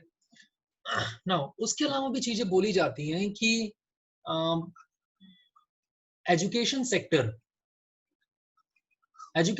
के पास इतनी कैपेबिलिटी है कि अराउंड वो 20 लाख जॉब्स क्रिएट कर सकता है रूरल एरियाज के अंदर। अगर आप रूरल एरियाज के अंदर कोई स्कूल बनाते हो, तो उस स्कूल में टीचर्स भी चाहिए, उस स्कूल को बनाने के लिए लेबर और बाकी सब चीजें भी चाहिए। ना बच्चा पढ़ता है, ठीक है, ये बच्चा ट्यूशंस भी लेगा, ठीक है, for better education. Now if you talk about tuitions, तो यहाँ पर भी जॉब क्रिएट होगी। ये जो बच्चा है वो कुछ लॉजिस्टिक भी सपोर्ट परचेज करेगा, जैसे बुक्स, जैसे नोटबुक्स, कॉपी, पेन वगैरह वगैरह। नाउ इसकी वजह से भी बहुत सारी जॉब्स क्रिएट होंगी ना, ये भी एक तरीका है। बीच में प्लानिंग कमीशन ने ये बोलना शुरू किया अराउंड 2011-2012 कि इंडिया में, ठीक है, हमारे पास प्राइमरी सेक्टर है, सेकेंडरी सेक्टर है, टर्शियरी सेक्टर है। टर्शियरी सेक्टर में इंडिया में इतनी सारी हेरिटेज साइट्स हैं, इंडिया में इको टूरिज्म इतना है, डाइवर्सिटी इतनी है, बायोडाइवर्सिटी इतनी है कि इंडियन गवर्नमेंट अपने टूरिज्म के ऊपर फोकस कर सकती है, अपने टूरिज्म को इंक्रीज कर सकती है। और सिर्फ टूरिज्म में ही आप अराउंड 35 लाख जॉब्स क्रिएट कर सकते हो, जहां पर टूरिज्म बहुत तरीके का है। इको टूरिज्म, आप घूमने जाते हो, right, adventurous tourism, Then we have medical tourism, heritage tourism, जो लोग अयोध्या, केदारनाथ, बद्रीनाथ ये जगह घूमने जाते हैं, हेरिटेज टूरिज्म। एंड इसी को फोकस करके मोदी गवर्नमेंट ने, जो एनसीईआरटी में नहीं लिखा, मोदी गवर्नमेंट ने रामायण सर्किट बनाया है कि जिस तरीके से भगवान राम अयोध्या से लंका की तरफ गए थे, सेम ट्रैक पर उन्होंने कुछ सर्किट्स बनाए हैं। सर्किट्स इन द सेंस कि रेलवे उस पूरे रूट पर ट्रैवल करती है, वो आपको पूरा का पूरा एरिया का दर्शन कराती है कि किस तरीके से भगवान राम कहाँ पे स्टे कर रहे थे, क्या क्या इंपॉर्टेंट हेरिटेज साइट है। आज क्योंकि बुद्ध पूर्णिमा है, सो गौतम बुद्ध, हमने गौतम बुद्ध सर्किट भी बनाया हुआ है, which start from Lumbini, that is in Nepal, मतलब यूपी और नेपाल के बॉर्डर पे है। It start from Lumbini till आपका सारनाथ, जहां पर उन्होंने स्पीच दी थी पहली। सो गवर्नमेंट इज ट्राइंग कि हम किस तरीके से, हमने अभी रिसेंटली एक सूफी सर्किट भी सोचा है बनाने को, किस तरीके से इंडिया में सूफिज्म स्प्रेड हुआ था। सो गवर्नमेंट इज ट्राइंग कि हम किसी तरीके से लोगों के लिए डिफरेंट डिफरेंट सेक्टर्स के अंदर जॉब्स क्रिएट कर पाए, राइट, ताकि ये प्रॉब्लम ना आए कि कुछ सेक्टर्स के अंदर बहुत जॉब्स हैं, कुछ सेक्टर्स के अंदर जॉब्स ही नहीं है। नाउ द लास्ट इज, इन सबको सोचते हुए गवर्नमेंट ऑफ इंडिया ने 2005 के अंदर एक एक्ट लेके आया, जो उस टाइम पे जिसका नाम था नरेगा। जब उन्होंने इस स्कीम को लॉन्च किया तो इसका नाम क्या था? इसका नाम था नरेगा, राइट। नरेगा की फुल फॉर्म क्या थी? National rural employment guarantee act 2005। मतलब this act is at national level, mainly focus for rural people, provide you a guarantee for employment, जहां पर गवर्नमेंट आपको गारंटी प्रोवाइड करती है कि वो 100 डेज ऑफ एम्प्लॉयमेंट आपको प्रोवाइड करेगी, राइट। अगर गवर्नमेंट आपको 100 डेज ऑफ एम्प्लॉयमेंट प्रोवाइड करने में फेल हो जाती है, देन गवर्नमेंट बदले में आपको अनएम्प्लॉयमेंट अलाउंस प्रोवाइड करती है, जिसको बोलते हैं बेरोजगारी भत्ता। ये कितना होता है? This is close to around 1000 rupees per month, right? So the fact is keep on changing, but previously this is around 1000 rupees per month, right? So government is providing you with unemployment allowances. ये initially 200 districts के अंदर शुरू हुआ था, right now around 623 districts के अंदर ये अभी चल रहा है, right? लोग इस एक्ट को राइट टू वर्क भी कहते हैं, किसने बहुत सारे लोगों को जॉब अपॉर्चुनिटी प्रोवाइड की, इसने बहुत सारे लोगों को रूरल एरियाज में जॉब प्रोवाइड करने की कोशिश की। और यहाँ पर इस एक्ट की वजह से ये कहना गलत है कि बहुत ज्यादा माइग्रेशन रुका है, बट माइग्रेशन रुका है, राइट ना। मोदी साहब ने इस मनरेगा एक्ट का मजाक उड़ाते हुए 2015 में बोला था कि कांग्रेस वालों को बीजेपी से डरने की जरूरत नहीं है, मैं मनरेगा एक्ट को खत्म नहीं करने वाला। क्यों नहीं करने वाला? बिकॉज ये कहीं ना कहीं कांग्रेस के लिए सबसे एक शेमफुल एक्ट है कि आजादी के 70 साल बाद भी हम लोगों से गड्ढे खुदवा रहे हैं, राइट। क्योंकि मनरेगा एक्ट के अंदर आप नॉर्मली वो जो अनस्किल्ड काम होते हैं आप वही करवाते हो। अनस्किल्ड काम का मतलब कि आप इरिगेशन कैनाल्स बनवा रहे हो, डैम्स बनवा रहे हो, रोड्स बनवा रहे हो। So this is MNREGA act. Dhananjay, आपका कुछ डाउट था? सर वो जो लेबर एम्प्लॉय होती है सर, वो तो टेम्पररी होती है। एग्जैक्टली, हाँ टेम्पररी होती है। तो सर फिर उसमें एम्प्लॉयमेंट कैसे बढ़ी? एम्प्लॉयमेंट कैसे बढ़ी? सर देखो, लेट अस सपोज आपने जो जॉब्स हैं वो सिर्फ एक सेक्टर में तो क्रिएट नहीं की ना। मतलब जैसे इनिशियली मैं इसी का एग्जांपल लेता हूँ। इनिशियली आपने क्या किया? आपने पहले जॉब को इरिगेशन कैनाल्स में यूज किया, ठीक है। फिर आपने उसको क्या कहते हैं, रोड्स बनाने में इस्तेमाल किया, फिर मार्केट में यूज किया, फिर कोल्ड स्टोरेज बनाने के लिए यूज किया, फिर स्कूल्स बनाने के लिए यूज किया, राइट। ना यहाँ पर पॉसिबिलिटी क्या है? पॉसिबिलिटी ये है कि आप कितनी जॉब्स क्रिएट कर पा रहे हो। जैसे आप रोड्स की बात करो, राइट? अगर आप रोड्स की ही बात करते हो तो we have a different type of roads. कुछ विलेजेस रोड है, डिस्ट्रिक्ट रोड है, राइट, जो टाइम टू टाइम पैरेलली बनती जाती हैं। यहां पर बहुत सारे काम हो रहे हैं एंड यही वो रीजन है कि आप ये देखो, जो एक्ट 2005 में शुरू हुआ था, 2020 आ गया, मनरेगा में वही काम करवा रहे होते हैं। आज भी हम लोगों से गड्ढे ही खुदवा रहे होते हैं, इरिगेशन कैनाल्स ही बनवा रहे होते हैं। बेसिक पर्पस उन्हें जॉब में इन्वॉल्व करना है।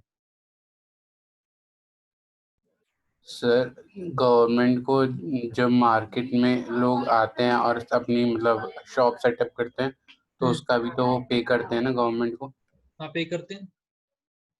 गवर्नमेंट को वो उसलिए पे नहीं कर रहे, गवर्नमेंट को मार्केट को मेंटेन करने के लिए पे करते हैं वो। सर मतलब जितना प्रॉफिट है उसका 10% नहीं, देते हो। ये डिसाइडेड नहीं होता, ये मार्केट टू मार्केट वेरी करता है। बट हाँ, एक फी वो पे करते हैं। सर ये फिक्स रहती है हर ईयर के लिए? मे बी,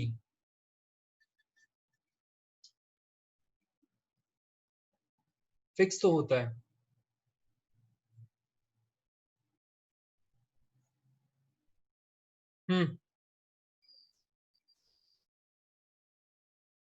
और किसी को कोई डाउट है?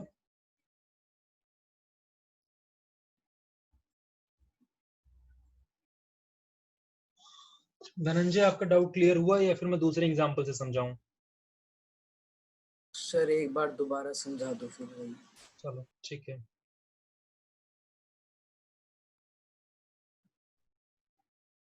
नाउ आप कहना क्या चाहते हो? आप ये बताओ पहले। सर अब जैसे कहीं भी सर मतलब गड्ढे वड्ढे खोदने के लिए सर, या फिर रोड बनाने के लिए सर, अगर रोड बनाने के लिए भी उनको एम्प्लॉय करा तो सर वो अगर 2-3 हफ्तों बाद अगर वो काम खत्म हो गया तो सर फिर तो वो दोबारा अनएम्प्लॉयमेंट हो जाएंगे। अच्छा ठीक है। नाउ सुनो, अगर आप पूरे इंडिया की बात करते हो, right? India is divided into states, बहुत सारे स्टेट्स हैं, राइट? और स्टेट, जैसे आपने फेडरलिज्म पढ़ा हुआ है, so state is divided into district, ठीक है? District is divided into block and block is divided into village, right? Now एक विलेज के अंदर मैक्स टू मैक्स कितने लोग अनएम्प्लॉयड होंगे? Close to 50। क्यों? बिकॉज हम एम्प्लॉयमेंट क्रिएट करने की बात कहां पे कर रहे हैं? रूरल एरियाज में, जहां पर मेन प्रोफेशन हर किसी के लिए क्या होगा? फार्मिंग। लोग फार्मिंग को छोड़कर जॉब्स कब ढूंढना शुरू करते हैं? जिस पीरियड के अंदर फार्मिंग नहीं होती, ठीक है? इट मींस कि अगर उस गांव के अंदर 200 लोग रहते हैं तो 200 लोग में से सिर्फ 50 लोग ही जॉब ढूंढ रहे होंगे। क्यों? बाकी 150 वो अपने आप को फार्मिंग में ही इन्वॉल्व रखेंगे, ठीक है? चलो, now if you talk about 50 peoples, right? आपको 50 पीपल्स को एम्प्लॉयमेंट प्रोवाइड करनी है। लेट अस सपोज कि आपने एक रोड बनवाई विलेज में ही, जो 1 महीने में खत्म हो गई, ठीक है? चलो ना, उसके बाद आप क्या करते हो? आप इसको दूसरा काम प्रोवाइड करते हो। जैसे आपने मार्केट में रखा हो उसे साफ सफाई के लिए, right? Then there is a need of labour at the time of sowing season, at the time of harvesting season. कोई भी एक फार्मर खुद इतने बड़े फील्ड को सो नहीं कर सकता, वहां पर भी उसको लेबर चाहिए।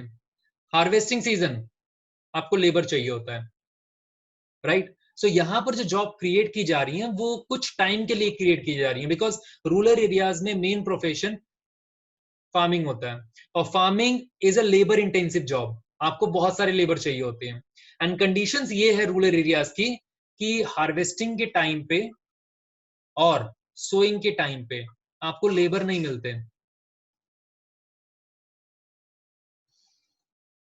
मेरे गांव में तो नहीं मिलते, मतलब उस ईस्टर्न ईस्टर्न यूपी में तो नहीं मिलते। कई बार आपको नेपाल से लोगों को लाना पड़ता है, बिकॉज जिस एरिया में मैं रहता हूँ सिद्धार्थनगर, उसकी बहुत ज्यादा दूरी नहीं है, राइट। एंड जो मैंने अभी को लुम्बिनी का एग्जांपल दिया था, लुम्बिनी नेपाल और सिद्धार्थनगर के बॉर्डर पे पड़ता है। अभी तो नहीं, बट हम लोग जब चाहे तब नेपाल का बॉर्डर क्रॉस कर सकते हैं, जाके नेपाल घूम के वापस आ जाओ, कोई रोकता भी नहीं था। अब तो थोड़े बहुत रिलेशंस खराब हो रखे हैं उस कंट्री के साथ, अदरवाइज वहां के बहुत सारे लेबर्स आते थे गांव के अंदर काम करने के लिए, बिकॉज आपके पास सोइंग सीजन में, हार्वेस्टिंग सीजन में लोगों के पास काम नहीं होता। एंड इसीलिए बोला गया कि आपको डाइवर्सिफाई करना होगा अपने वर्क को, ठीक है। आपको अभी समझ नहीं आया? आ गया सर। चलो, now so how to create more employment now, let's talk about how to compare three sectors.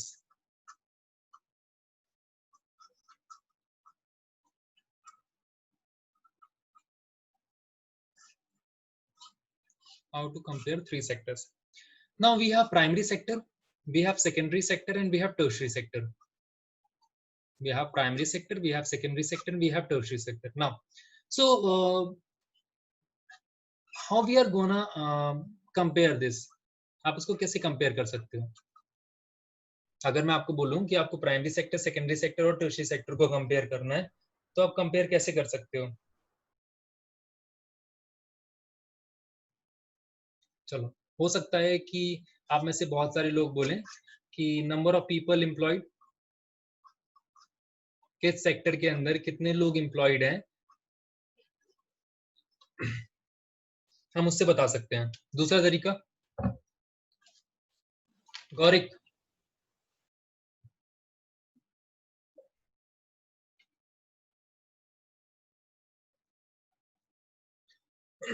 Gaurik,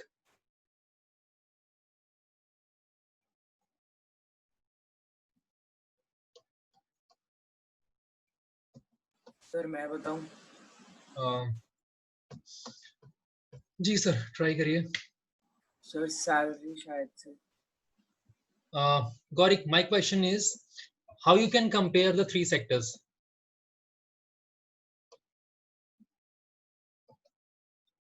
Dhananjay, आप कुछ बोल रहे थे? यस अरे एक तो सर सैलरी वगैरह, तीनों में सैलरी मिलती है सब। अच्छा, सैलरी मिलती है।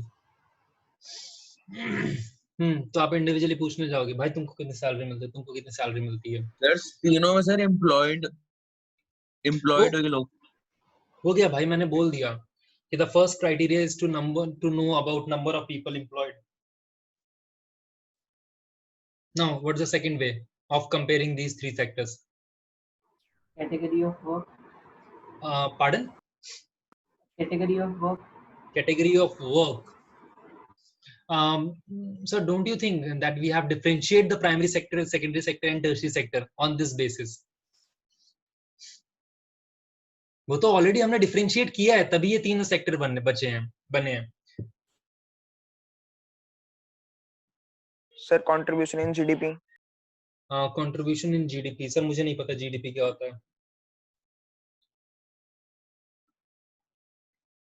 अच्छा सर, जीडीपी क्या होता है? कंट्री के सर इकोनॉमिक स्टेटस को सारे इंक्रीज करता है। गौरिक रुक जाओ। हाँ, सब मैं कब कुछ कहना चाह रहे थे। ग्रॉस डोमेस्टिक प्रोडक्ट, वो क्या होता है?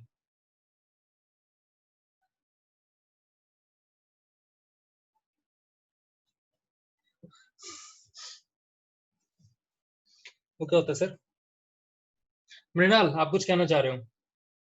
Sir number of unemployed people according to each sector. हो गया सर, अगर आपको नंबर ऑफ एम्प्लॉयड पीपल पता है तो आपको नंबर ऑफ अनएम्प्लॉयड भी पीपल पता होगा। और तरीका क्या है कंपेयर करने का?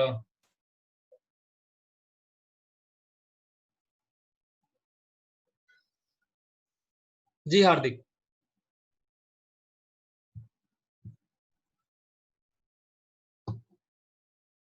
हार्दिक नहीं बोले। प्रशांत, आप कुछ कहना चाह रहे थे?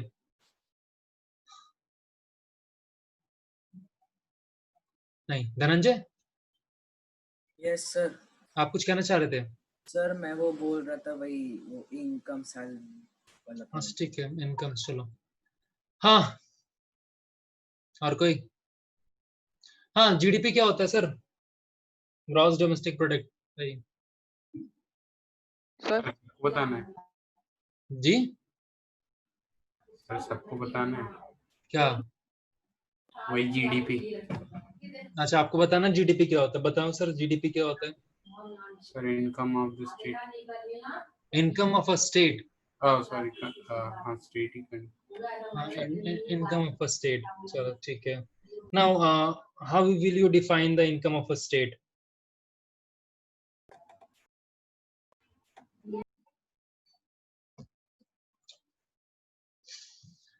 जी, कैसे? चलो, दूसरा तरीका क्या है?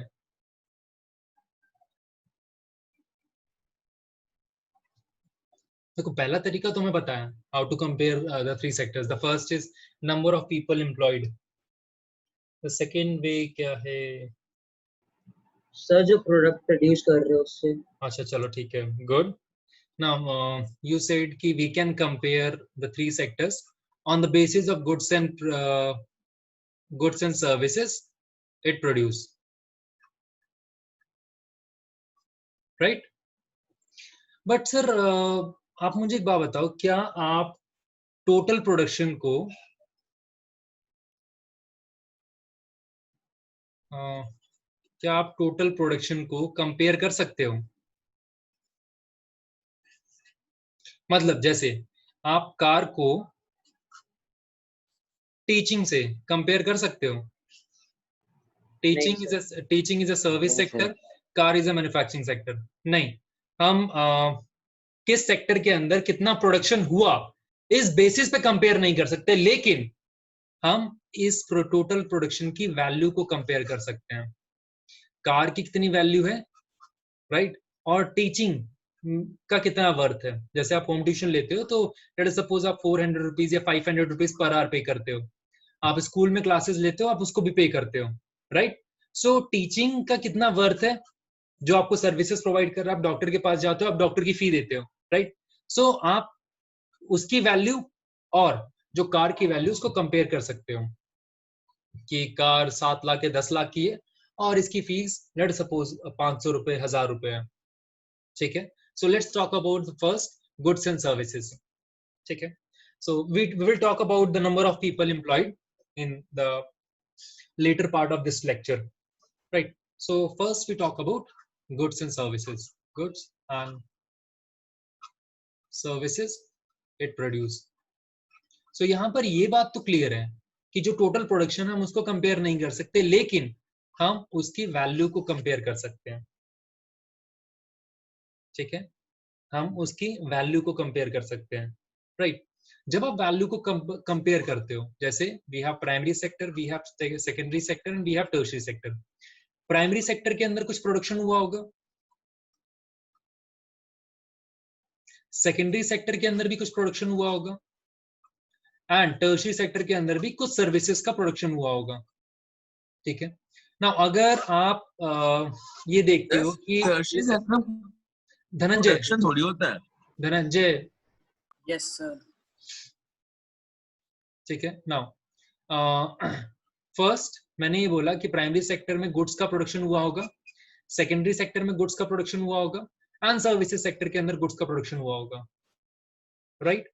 Now if you talk about जितना भी प्रोडक्शन हुआ होगा प्राइमरी सेक्टर के अंदर, उसकी कुछ वैल्यू होगी।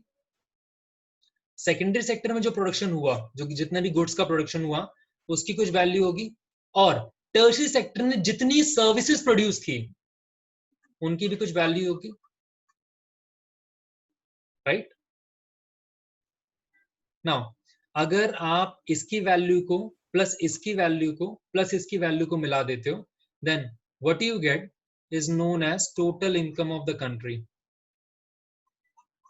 ठीक है? और इसी को technically we call them as GDP. GDP का मतलब होता है gross domestic product. GDP means gross domestic product, ठीक है? यहाँ तक क्लियर है? मुझे अभी समझाना है जीडीपी, मैंने आपको समझाया कुछ नहीं है, मैंने सिर्फ आपको थोड़ा बहुत बेसिक चीजें बताई हैं। और हाँ, टर्शरी सेक्टर के अंदर सर्विसेज का प्रोडक्शन होता है।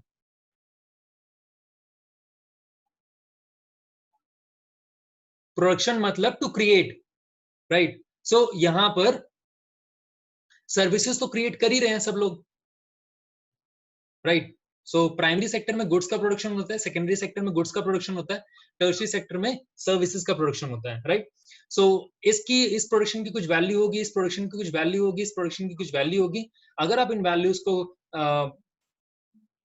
एड ऑन करते हो, then what you get is the income of the country, right? So income of the country, और ये जो इनकम ऑफ द कंट्री है, this income of the country is known as gross domestic product. Now example, income से क्या मतलब है? Let us suppose किसी की एक फैमिली है, ठीक है, जिसको हम फैमिली इनकम भी बोलते हैं, राइट? अब ये फैमिली इनकम कैसे डिटरमाइन होती है? उस फैमिली में लेट अस सपोज कोई फादर है, ठीक है, मान लो वो डॉक्टर है, उसका खुद का क्लिनिक है, राइट? तो जितनी वर्थ की वो सर्विसेज प्रोवाइड कर रहा है, वर्थ का मतलब कि मान लो कोई पेशेंट आया, उस पेशेंट ने उसे 500 रुपए दिए, एक दिन में उसने 500 रुपए कमाए, दूसरे दिन आया उसकी 1000 रुपीज कमाई हुई, तीसरे दिन लेट अस सपोज 200 रुपए, फोर्थ डे 500। तो कलेक्टिवली अगर इस पूरे अमाउंट को वो कलेक्ट करता है, ठीक है, इस पूरे अमाउंट को अगर वो कलेक्ट करता है, let us suppose 10,000 rupees, right? So आप इस 10,000 रुपीज को डॉक्टर की इनकम बोल सकते हो, और यही 10,000 रुपीज अगर उस फैमिली में कोई और काम नहीं कर रहा, तो यही 10,000 रुपीज उस फैमिली की भी इनकम है, राइट?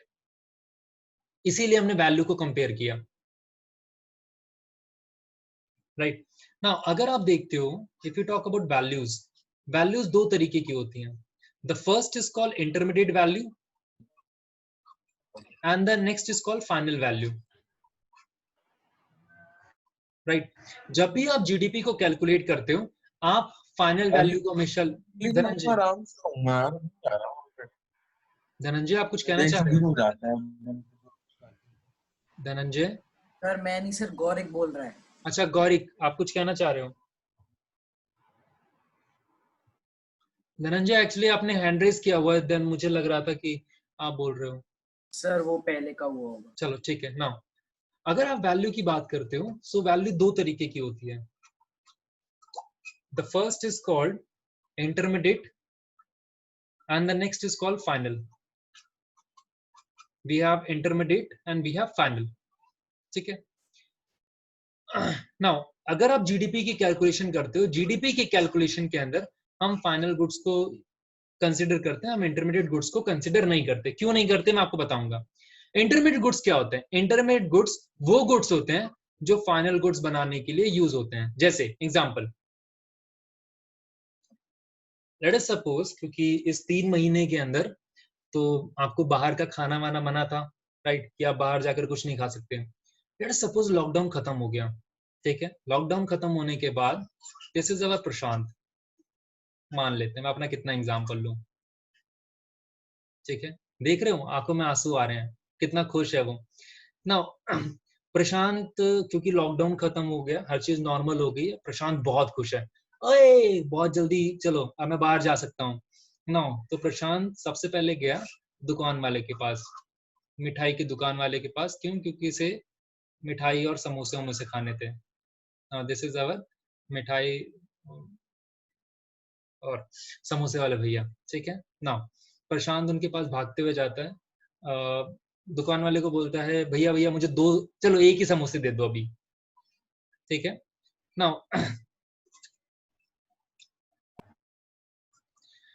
हाँ, प्रशांत ने वो समोसे वाले भैया से एक समोसे लिए। उसने भैया से पूछा, भैया कितने हुए? भैया ने कहा कि 10 रुपए का एक समोसा है। उसने कहा बस? अरे 10 रुपए का समोसा है, बट अरे आप कितने भोले हो, ये 10 रुपए का समोसा है ना, प्लस इसमें समोसे वाले ने 1 रुपए का तो आलू भी मिलाया होगा, इसमें 2 रुपए का चलो नमक भी मिलाया होगा, पनीर वैसे दिख तो नहीं रहा, चलो ठीक है 3 रुपए का पनीर भी मिलाया होगा, स्पाइसेस भी 1 रुपए का तो होगा, राइट। सो उसने क्या किया, अच्छा 10 रुपए तो समोसे के हैं, ये होना हो आलू का वो 1 रुपया होगा, 2 रुपए नमक का होगा, 3 रुपए इसका होगा, चलो ठीक है टोटल 10 रुपए और भी होंगे। तो उसने दुकान वाले को 20 रुपए दिए। दुकान वाले ने बोला 20 रुपए क्यों? तो उसने कहा अरे आप ही ने तो बोला है 10 रुपए का समोसा और 1 रुपए का वो आलू और 2 रुपए का ये, 3 रुपए का ये और 4 रुपए का ये, ठीक है ये लो आपके 20 रुपए। नाउ आप प्रशांत समोसा खाते खाते वापस आ रहा है, ये जो समोसे वाले भैया हैं बड़े खुश हैं कि ऐसे 2-3 बेवकूफ लोग और मिल जाएं, मजा आ जाएगा, राइट। नाउ प्रशांत वापस जाता है, बीच में उसका कोई दोस्त दिखता है, कहता अकेले के लिए भाई तू अकेले के लिए समोसे खा रहा है? तैयब, हाँ बहुत बढ़िया। नाउ सो तैयब मिलता है, तैयब पूछता है भाई तू अकेले के लिए समोसे खा रहा है, राइट? हाँ वैसे ये दुकान वाला 10 रुपए में काफी अच्छे समोसे देता है ना? तो उसने 10 रुपए में? अरे नहीं भाई तुझे कुछ पता ही नहीं है, इकोनॉमिक्स तो तूने पढ़ी नहीं है। सुन 10 रुपए नहीं 20 रुपए में, 10 रुपए तो समोसे के हैं, उसके अंदर जो भी चीजें मिली हुई हैं, जो भी कंज्यूम हुई हैं, जिसको हम टेक्निकली इंटरमीडिएट गुड्स बोलते हैं, ठीक है, उन इंटरमीडिएट गुड्स की भी तो वैल्यू है, राइट? सो मैंने उसको दोनों के पैसे दिए, मैंने उसे समोसे के भी पैसे दिए, मैंने उसे इंटरमीडिएट गुड्स के भी पैसे दिए, राइट? नाउ तैयब ने उसको समझाया कि भाई तू बेवकूफ है। बेवकूफ क्यों है? क्यों? क्योंकि जब समोसे वाले ने इस समोसे का प्राइस, जब समोसे वाले ने इस समोसे का प्राइस डिसाइड किया था तो उसने इनकी वैल्यूज को कंसिडर किया था। अगर तुम इनकी वैल्यूज को दोबारा कंसिडर करते हो तो तुम एक ही वैल्यू को 2 बार काउंट कर रहे हो। पहला जब तुमने समोसे का प्राइस डिसाइड किया तब तुमने इनकी वैल्यू को गिना, और अब आप सेपरेटली उनकी वैल्यू को गिन रहे हो। सो ये गलत है। इससे कहीं ना कहीं जीडीपी बहुत बड़े नंबर पे दिखेगी और इससे कंट्री को नुकसान हो सकता है, इससे तुम्हें नुकसान हो सकता है। तो तुम्हें क्या करना है?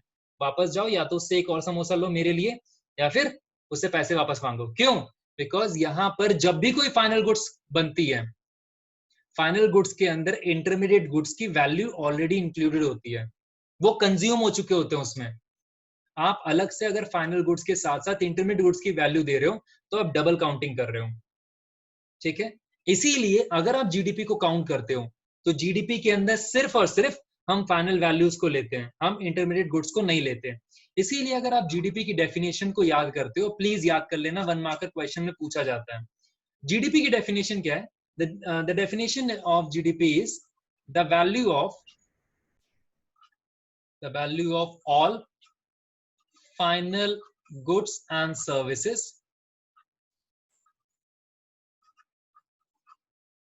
produced in each sector, the value of all final goods and services produced in each sector during a particular year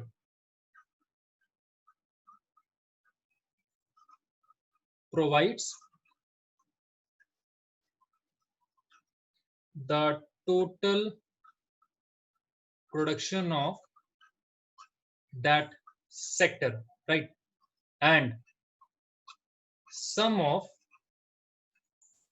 production of all sector give what we known as GDP, gross domestic product, right? So the value of final goods and services produced in each sector during a particular year provide the total production of that sector, right? अगर आप primary की बात करते हो तो primary के अंदर कितना आया, सेकेंडरी के अंदर कितना आया, टर्शरी के अंदर कितना आया। अगर आप इन तीनों को ऐड कर देते हो then what you get known as GDP, और इस जीडीपी को हम इनकम ऑफ द कंट्री भी कहते हैं। क्यों? क्योंकि ये आपकी कंट्री के अंदर कितनी वैल्यू का प्रोडक्शन हुआ, या आपकी कंट्री के अंदर आपकी कंट्री की इनकम कितनी है, वो आपकी जीडीपी से पता चलता है। हर कंट्री ये चाहती है कि उसकी जीडीपी ज्यादा हो, राइट? मिस कैलकुलेशन से नहीं, रियलिटी में कंट्री की जीडीपी ज्यादा हो। अब ये हर कंट्री क्यों चाहती है कि कंट्री की जीडीपी ज्यादा हो, राइट? अभी जुलाई के मंथ में किसी का बर्थडे आने वाला है, विवेक सर का। चुप रहो। किसी का बर्थडे आने वाला है? नहीं आने वाला। नहीं। अगर अगस्त में? Yes sir. कौन है? हार्दिक? चलो ठीक है, अरे ठीक है चलो। Now Hardik, I give you 2 conditions. आप अपने बर्थडे में मतलब छोटा केक चाहते हो या फिर एक बहुत बड़ा केक, और क्यों? बड़ा केक। बड़ा केक, बड़ा केक क्यों चाहते हो सर? क्योंकि ये ज्यादा होंगे। पार्डन? क्योंकि पीपल ज्यादा होंगे। अच्छा ठीक है, लोग ज्यादा होंगे तो उनको शेयर बहुत ज्यादा मिलेगा, राइट? ठीक है, मान लो कि अगर छोटा केक हो, इतना छोटा केक हुआ तो, और 10-12 लोग हैं तो किसी को इतने इतनी स्लाइसेस मिलेंगी, राइट? अगर हाँ, अगर बड़ा केक होगा तो जो लोगों को शेयर मिलेगा वो ज्यादा मिलेगा। So GDP is just like a birthday cake, लिख के मत आना, right? GDP is just like a cake. GDP जितनी बड़ी होगी लोगों को फैसिलिटीज उतनी ज्यादा मिलेगी। मतलब जब आपकी फैमिली की इनकम बहुत ज्यादा होती है तो आप जो चाहे वो खरीद सकते हो। आप मॉल में जाके आपको जो कपड़े पसंद है, आपको जो भी लॉजिस्टिक चाहिए, आपको जो भी खिलौने चाहिए, आपको स्मार्टफोन चाहिए, आपको जो चाहिए आप परचेज कर सकते हो। बट अगर आपकी फैमिली की इनकम बहुत कम है, right, so you have to make certain compromises. आप सारी चीजों को परचेज नहीं कर सकते, आपको कहीं ना कहीं किसी ना किसी पॉइंट पर रिस्ट्रिक्ट होना होता है, right? So this is just like what you called cake, birthday cake. अगर आपकी कंट्री की इनकम बहुत ज्यादा है सो उसका फायदा वहां के लोगों को भी मिलता है। जैसे मैं आपको एक छोटा सा एग्जांपल देता हूँ, और अगर आपकी कंट्री की जीडीपी ज्यादा है तो बेइज्जती करने के भी काम आता है। कैसे? अभी रिसेंटली पाकिस्तान की गवर्नमेंट थी, पाकिस्तान की गवर्नमेंट में इमरान खान जो है वहां के प्राइम मिनिस्टर, इमरान खान ने एक डायरेक्ट कैश बेनिफिट स्कीम चलाई, जहां पर वो आई गेस 500 रुपए 5,000 rupees per month, 5,000 rupees per month जो माइग्रेंट लेबर हैं और जो वहां की पॉपुलेशन है, मतलब 5,000 रुपीज पर मंथ 5 लाख लोगों को उन्होंने, जो बहुत गरीब हैं, जो poorest of the poor section है, उनको देने की बात कही, राइट? पाकिस्तान गवर्नमेंट इस डायरेक्ट कैश बेनिफिट स्कीम को बहुत सक्सेसफुल मानती है। क्यों मानती है पता नहीं, बट वो इस स्कीम को बहुत ज्यादा सक्सेसफुल मानते हैं। इमरान खान ने एक स्पीच में बोला कि अगर इंडिया चाहे तो इस डायरेक्ट कैश बेनिफिट का जो प्रोसीजर है कि हमने उसे किस तरीके से इंप्लीमेंट किया था, हम इंडिया के साथ शेयर कर सकते हैं, राइट? अब इंडिया को बोला है, अब इंडिया की बेइज्जती है। जैसे ही उन्होंने बोला, इंडिया की जो मिनिस्ट्री ऑफ एक्सटर्नल अफेयर है, अनुराग श्रीवास्तव जो स्पोक पर्सन है, वो आए और उन्होंने बोला सुनो, पाकिस्तान की जितनी जीडीपी है ना, पाकिस्तान की जितनी जीडीपी है उतना हम माइग्रेंट लेबर को बांट रहे हैं। सो वो कंट्री जिसकी इतनी छोटी सी जीडीपी है वो कृपया हमें ये ना बताए कि हमें किस तरीके से काम करना है, राइट? हमारी जीडीपी उसकी जीडीपी से क्लोज टू 5 टाइम्स बड़ी है,